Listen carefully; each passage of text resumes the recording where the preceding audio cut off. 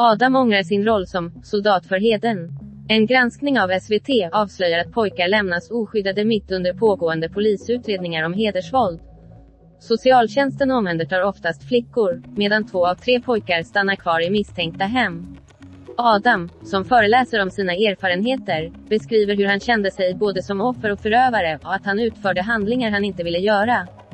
För att få fler insikter och uppdateringar, glöm inte att prenumerera på kanalen och aktivera notiser.